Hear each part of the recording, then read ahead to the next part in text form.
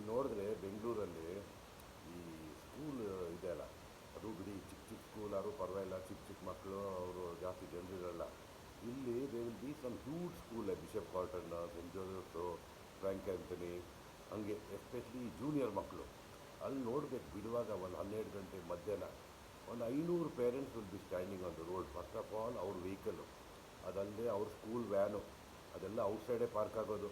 ಅದಲ್ಲದೆ ಈ parents 3-4 lakh fees ಕಟ್ಟು ಮಕ್ಕಳನ್ನು ಸೇರಿಸಿ ರೋಡ್ ಮೇಲೆ 1 ಗಂಟೆ ಕಾಯ್ತಾರೆ.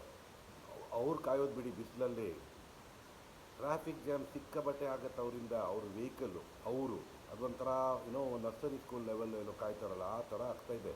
ಅದು ಒಂದು 25 ವರ್ಷ 30 ವರ್ಷ ಬೆಂಗಳೂರು ಅಷ್ಟು ಡೆವಲಪ್ ಆಗಲಿಲ್ಲ, ಅಷ್ಟು ಸ್ಟೂಡೆಂಟ್ಸ್ ಇರಲಿಲ್ಲ, ಪರವಾಗಿಲ್ಲ. ಇವಾಗ ಒಂದು school has 10,000 12,000 students, 3-4 batches, nursery 12 o'clock, one more